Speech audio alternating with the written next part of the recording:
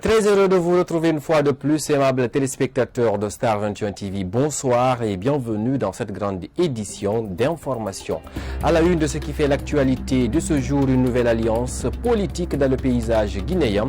Il s'agit de la Coalition pour le progrès et la démocratie, COPED en abrégé, un bloc composé de 7 partis politiques, dont le PADES de Dr Ousmane Kaba. Avec une production énergétique estimée à 450 MW, le barrage de Souapeti a été remis ce 24 juin de façon provisoire aux autorités guinéennes, une infrastructure dont les travaux ne sont pas encore terminés. Une nouvelle fois, bonsoir à tous et bienvenue. Une nouvelle coalition politique a vu jour en Guinée ce jeudi 24 juin 2021. Il s'agit de la Coalition pour le progrès et la démocratie, COPED. Elle est composée de 7 partis politiques, dont celui de Dr Ousmane Kaba du PADES. Les initiateurs ont saisi l'occasion pour livrer des objectifs et la charte qui réglemente la structure. Bintou Souma et Alpha Oumar Diallo, reportage. Dirigée par Dr Ousmane Kaba du PADES, cette nouvelle coalition est composée du PDG RDA, le RRD, le MND, le PGSD, le PPD et la NGR. Elle a pour particularité d'œuvrer dans la lutte pour la démocratie et le développement économique de la Guinée. L'un de ses objectifs est d'être un acteur majeur de toutes les consultations sociales, économiques et politiques du pays. La COPED se fixe pour objectif de offrir une plateforme de réflexion, d'échange et de débat sur les grandes questions politiques, économiques et sociales de notre pays. Ce faisant, elle facilite la convergence des idées entre les acteurs politiques afin de promouvoir la bonne gouvernance politique, économique et sociale. 2. Promouvoir la démocratie en défendant les principes démocratiques de liberté, de justice sociale et de lutte contre l'impunité. 3. Promouvoir les valeurs de paix et d'unité nationale. Lors de ce point de presse, d'autres sujets ont également été évoqués, notamment celui de savoir si le président du PADES était dans la course pour le poste du Premier ministre. Dr Ousmane Kaba répond en ces termes. C'est à l'issue d'un sondage que moi je n'ai pas commandité. Le peuple de Guinée a espéré que puisque les politiciens sont élus, il faut maintenant quelqu'un d'efficace pour conduire la politique économique de la Guinée. C'est dans ce cadre-là que les gens ont suggéré que Dr Ousmane Kaba soit le Premier ministre. Moi, je n'ai rien demandé. Ces derniers temps, l'on assiste à la naissance de plusieurs coalitions en Guinée. Une situation qui démontre par endroits la division au sein de la classe politique guinéenne. Également dans l'actualité nationale, suite aux violences perpétrées à Koncitel dans la préfecture de Gawal sur la mine d'or découverte récemment, le député Ibrahima Sori Diallo, président du parti ADC-BOC, a demandé à l'État de réglementer ce site au plus vite pour éviter le pire. Il a fait savoir au cours d'un entretien exclusif qu'il a accordé à notre rédaction ce vendredi 25 juin. Kadia Toubari et Ibrahima Paye Kamara nous en disent davantage. Malgré l'interdiction de l'exploitation de la mine d'or de Koncitel, la situation reste toujours tendue à Gawal. Déjà, 2 morts ont été enregistrés suite à un affrontement entre les forces de sécurité et orpailleurs. Face à cette situation, Ibrahima Sori Diallo, président du parti ADC-BOC, estime qu'il est nécessaire de réglementer ce site. Moi, je pense qu'il est important de réglementer rapidement et faciliter aux Guinéens, je n'ai pas dit aux étrangers, des Guinéens natifs et les voisins guinéens de venir exploiter l'or qui est là et que l'autorité réglemente. Parce qu'on ne peut pas vivre sur le plateau d'or et mourir de faim. La population locale doit tirer profit de cette mine, souligne ce député, raison pour laquelle il salue la décision du chef de l'État qui a instruit le ministère en charge des mines de faire des études sur le terrain. Lorsque vous constatez il y a de l'or chez vous, il y a des diamants chez vous, vous êtes des pauvres, c'est que vous êtes maudits. On ne peut pas avoir de l'or et être pauvre. Et si le président a pris l'initiative d'engager une commission qui va essayer de réglementer, de voir comment il faut satisfaire les gens, il faut le faire. Mais il ne faut pas laisser des autres qui connaissent l'or mieux que nous, des étrangers, qui ne sont même pas des Guinéens, venir avec des expertises, payer des miettes pour exploiter notre or. C'est pendant que la population riveraine et les autochtones ne sont pas servis. Je salue cette démarche du président, mais il faut lui dire, il faut lui faire comprendre d'engager des Guinéens responsables pour faire le travail. Honorable Ibrahima Sori Diallo explique que la découverte d'une richesse à l'intérieur d'un pays doit être une bénédiction et non une malédiction. Il invite donc les autorités à plus de vigilance. Le président du parti ADC Bok s'est également prononcé sur le cadre de dialogue politique. Ibrahima Sori Diallo estime que le dialogue constitue la seule solution pour le maintien de la paix en Guinée. Il est toujours au micro de Kadiatou Bari. Je salue la démarche du président, il faut le reconnaître. Je suis de l'opposition, mais je salue cette démarche. Vous savez, c'est là qui est en train de dire que le président ne doit pas grâcer. C'est parce qu'ils n'ont pas fait la prison. Quand vous arrivez à faire la prison, vous saurez que même si vous faites 24 heures en prison, quand on dit on vous pardonne, c'est comme si vous êtes rentré au paradis. Aujourd'hui, on doit aller de l'avant. On doit oublier le passé. C'est là qui pensent que le dialogue n'a pas de sens, c'est Trump. On ne peut pas régler le pays sans le dialogue. Il y a un secrétaire permanent qui a été nommé par décret présidentiel, mais ce secrétaire a mis la salle devant le bœuf parce qu'avant d'accepter que le cadre soit mis en place, lui s'est précipité pour aller vers un dialogue partiel dont on ne comprend pas le contenu. Raison pour laquelle moi j'avais apprécié, comme le président a dit, il a nommé une personne ressource et je suis venu le voir, nous avons discuté, mais je vois qu'il est en train de tourner et dévier les objectifs. On parle éducation à présent dans ce journal. La nouvelle selon laquelle les enseignants-chercheurs de l'université de Somphonia menacent d'aller en grève à compter du lundi 28 juin 2021 serait fausse. Selon Mamadi Sayon Kamara, l'un des enseignants-chercheurs de la dite université rencontrée ce vendredi, aucune grève n'a été annoncée et les cours se poursuivent normalement. Reportage de Mariam Bari et de Ibrahim Khalil Silla. C'est jeudi 24 juin 2021, une nouvelle selon laquelle les enseignants-chercheurs de l'université de Somphonia, motivés par les récentes nominations qualifiées de fantaisistes au sein de l'université, menaceraient d'aller en grève à compter du lundi 28 juin. Une information qui dément cet enseignant-chercheur. Ce ne sont pas les enseignants-chercheurs de Somphonia. Il n'y aura pas de grève à Somphonia. Il n'y a pas d'avis de grève à Somphonia. Le lundi, si vous avez encore le temps, vous venez, vous passerez dans la salle de classe, vous trouverez Somphonia comme Somphonia. Indigné par ces rumeurs, qui selon lui nuit à l'image de l'université, Mamadi Sayon Kamara précise. Ça, c'est une usurpation de titre, de place, pour des raisons inavouées, qui, on ne sait pas pourquoi, disent que les enseignants de Somphonia veulent aller en grève. Il n'y a pas de collectif d'enseignants à l'université de Somphonia. Voilà, tout le monde se réfère quand il y a problème au syndicat, à l'administration universitaire. Malheureusement, personne, ni les syndicats, ni l'administration universitaire, ni les doyens de faculté, ni les chefs de département, à plus forte raison les directeurs de programme, ne vous diront qu'eux, ils sont informés d'un mot d'ordre de grève lancé par un certain Fajimba Mara. Cet enseignant invite les colporteurs de ces fausses informations à revenir à la raison. Je vous le disais à l'entame, le barrage de Soapeti d'une capacité de production de 450 MW a été remis ce jeudi 24 juin 2021 provisoirement aux autorités guinéennes. La Guinée doit-elle exploiter ce barrage, sachant bien que les travaux ne sont pas encore terminés?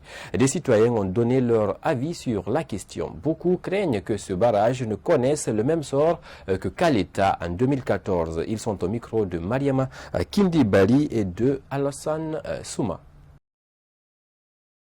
Pour moi, l'utilisation du barrage de Soapiti pendant que le travail n'est pas fini, moi je crois que ça peut avoir l'impact sur le barrage parce que en termes de travail, si le travail n'est pas fini et que c'est lancé, ce n'est pas bon. À mon avis, ce serait un grand atout pour la population guinéenne, mais à ma personne, j'aurais voulu que l'État se patiente jusqu'à ce que tous les travaux soient terminés et qu'il officialise maintenant l'utilisation de ce barrage. Nous pensons que l'utilisation de ce barrage, alors que les travaux ne sont pas finis, pourrait avoir d'autres conséquences dans l'avenir en termes de la capacité ou de l'efficacité de production de ce barrage en courant électrique aux Guinéens. Je pense le mieux serait de laisser les travaux continuer. Il faut qu'on rappelle d'abord que les travaux là, ont commencé en 2016, le contrat. Donc c'est une capacité à peu près de 450 MW qui va essayer de fournir en termes de capacité de fourniture. Donc pour cela, je pense qu'il faut aller d'abord laisser les travaux finir et puis à la fin, peut-être voir quelles sont les options qui s'offrent à nous dans le cadre de la répartition ou de la distribution de ce que ce barrage va produire en termes de courant électrique. Il faut d'abord que l'État puisse tirer les leçons du barrage de Caleta, je vais dire. Il faut tirer les leçons de ça et il faut encore, amener une inspection, même si c'est des experts internationaux, qui vont venir contrôler et certifier les travaux faits par la société ou les groupes de sociétés qui ont travaillé sur le projet de Soapiti, mais également dédommager tout ce qui était à côté, ce qu'on a déguerpi à côté, pour que ces gens-là puissent aujourd'hui réclamer leurs droits, s'il y en a d'autres qui n'ont pas toujours reçu. Et ensuite, il faut faire en sorte qu'il y ait un système de commercialisation. On s'intéresse à présent à cette autre actualité qui a fait du bruit dans la capitale. Les relations entre policiers et usagers de la route doivent se baser sur le respect mutuel et non sur l'adversité. C'est du moins ce qu'a affirmé certains responsables syndicaux du secteur de transport. Sayon Kamara est allé à leur rencontre. Suivez. La relation entre les agents de la police routière et les chauffeurs dans la circulation reste un défi à relever par les autorités guinéennes. Il suffit de faire un tour aux différents ronds-points pour s'en rendre compte. Une pratique que dénonce ce syndicat des transporteurs qui estime que ces deux corporations sont condamnées de collaborer ensemble. Les policiers, c'est avoir un esprit de civisme envers les jeunes motards. Parce que avant tout d'abord, les motards sont leurs petits frères, leurs nièces. Il n'y a pas une famille au sein de laquelle tu peux rentrer sans trouver un conducteur mototaxi. Et c'est aussi rare de trouver une famille qui n'a pas un agent porteur de tenue. Les policiers doivent avoir pitié, avoir beaucoup d'indulgence envers les mototaxis. Parce qu'ils se plaignent à travers leur pénalité, c'est facile à verbaliser un motard que de verbaliser une voiture. Des disputes, des injures, parfois même des violences physiques sont récurrentes entre policiers et conducteurs au niveau de certains carrefours de la capitale. Face à cette situation, ce syndicat des mototaxis invite les conducteurs au respect des agents de la sécurité routière. Donc, il faut la faire. Ce que j'ai dit aux différents conducteurs est de respecter toute personne qui est à son lieu de travail. Chaque travail demande de principes et de lois, donc le respect envers les travailleurs est une obligation. Lorsque tes dossiers ne sont pas au complet, après avoir été arrêté par un agent de la police routière, il faut lui plaider. Nous sommes tous des Guinéens, donc l'avancée de ce pays nous incombe tous. Le respect du code de la route, la recherche de documents légaux des engins et l'intervention professionnelle des agents de la sécurité routière sont des solutions évoquées par nos interlocuteurs pour favoriser la bonne collaboration entre les agents de la sécurité routière et les conducteurs. Les artistes comédiens ont rendu un vibrant hommage ce vendredi 25 juin à Ibrahima Khalil Diop, artiste comédien décédé le jeudi dernier suite à un accident de la circulation à Amdallaye Pharmacie. La cérémonie s'est déroulée sur les lieux du drame. Ibrahima Diallo pour ce compte rendu.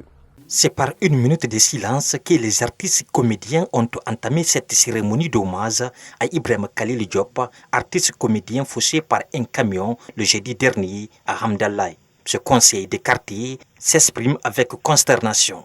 C'est avec beaucoup de tristesse et d'émotion que nous présentons à ses amis, à ses collègues de travail, ainsi qu'à sa famille, nos sincères condoléances.